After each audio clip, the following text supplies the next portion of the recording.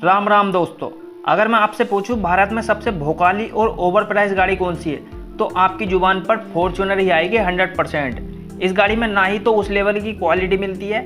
इस गाड़ी का on road price top model 4x4 60 lakh रुपए जाता है 2024 में। इस गाड़ी में वो कॉमन फीचर भी नहीं मिलते जो 15 लाख रुपए की नॉर्मल कार में मिलते हैं। आने वाले टाइम में फॉर्च्यूनर आपको 70-80 लाख रुपए में मिलने लगेगी और आपको लेनी पड़ेगी क्योंकि इसके रेट बढ़ते ही जा रहे हैं हर महीने।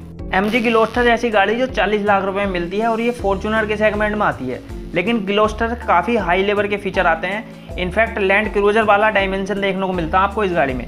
उसके बावजूद भी इसकी 250-300 यूनिट ही निकल पाती पूरे महीने, जहां फॉर्च्यूनर इतनी ओवर प्राइस होकर 2,500-3 हज़ार यूनिट निकाल लेती है हर महीने आराम से। अब मैं आपको बताने वाला हूँ टोयोटा की फॉर्च्यूनर इतनी महंगी क्यों है और इसके प्राइस बढ़ते रहते हैं टाइम से पहले, और फिर भी लोग इतनी महंगी गाड़ी खरीद रहे हैं। इसमें कुछ भी नहीं मिलता फीचर के नाम पर।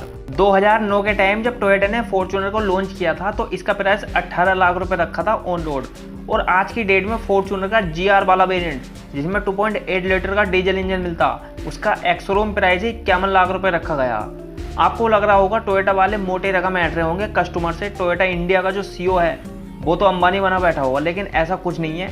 टोयोटा फॉर्च्यूनर भारत से अलग कई अलग अलग देशों में बेची जाती है, लेकिन सबसे ज़्यादा प्राइस इसका इंडिया में ही है, फिर भी इतनी सेल्स हो जाती है। असल में एक फॉर्च्यूनर बेच के जितना टोयोटा कमाती है उससे कई गुना ज़्यादा हमारी गवर्नमेंट कमा लेती है एक फॉर्च्यूनर से, और टैक्स ही सबसे बड़ा रीजन है जिससे फॉर्च्यूनर इतनी महंगी हो जाती है। एक फॉर्च्यूनर खरीदने के लिए आप जो रकम देते हो उसका 50-60% स्टेट और सेंट्रल गवर्नमेंट लेती है। एक ही फॉर्च्यूनर से 20 लाख से ऊपर की कमाई करती है अपनी गवर्नमेंट। अब फॉर्च्यूनर पर क्या क्या टैक्स लगते हैं आपको बता देता हूँ। जैसे कोई भी फॉर्च्यूनर प्लांट से तैयार होकर निकलती है तो उस पर 28% GST तो लगती है, लेकिन साथ में 22% सेस भी लगाया जाता। ये जो सेस होता है ये अलग अलग सेगमेंट पर लगाया जाता। अगर कोई गाड़ी SUV के कैटेगरी में आती हो जिसकी लंबाई 4 मीटर से ज़्यादा होती है, जिसका 1500 सीसी से ज़्यादा बड़ा इंजन होता है, और जिस गाड़ी का ग्राउंड क्लियरेंस 170 mm से ज़्यादा होता है, उस पर 22% सेस लगाया जाता है गवर्नमेंट की तरफ से। और फॉर्च्यूनर इन सारी चीज़ों से ऊपर है तो इसलिए इस गाड़ी पर 22% का सेस लगता। अभी ये मत सोचने कि टैक्स खत्म हो गया, ये खाली इसका एक्स-शोरूम प्राइस बनाया गया। अभी रोड टैक्स रजिस्ट्रेशन आपको ही देना पड़ता है जब जाके आपके हाथों में गाड़ी आती। अब बता दूं टोयोटा फॉर्च्यूनर के प्राइस क्यों बढ़ते हैं। वो है फॉर्च्यूनर की डिमांड और मोनोपोली। हाँ भाई, ये मुझे भी पता है, सप्लाई चेन में बहुत चेंज आए हैं कोविड के बाद। दूसरी चीज़, फॉर्च्यूनर का कोई भी कॉम्पिटिटर नहीं है मार्केट में। MG ग्लोस्टर, जीप मेरिडियन, ये गाड़ी इसके सामने कोई मायने नहीं रखती। एक और गाड़ी थी फोर्ड एंडेवर, उस गाड़ी ने इसे टक्कर भी दी, लेकिन उसकी भी कहानी खत्म हो गई। ग्लोस्टर और मेरिडियन मिलाकर इतनी नहीं बिक पाती जितनी ये अकेली बिक पाती। सबसे बड़ा रीजन, कोई फॉर्च्यूनर के सेगमेंट की गाड़ी नहीं उतरी मार्केट में जो इसको तगड़ी टक्कर दे सके। अगर होती तो ये लिमिट प्राइस में रखते, जैसे फोर्ड एंडेवर और पेजारो आने वाली है। देखते हैं मार्केट में क्या होता। अब बता दूं लोग फॉर्च्यूनर क्यों खरीदते हैं।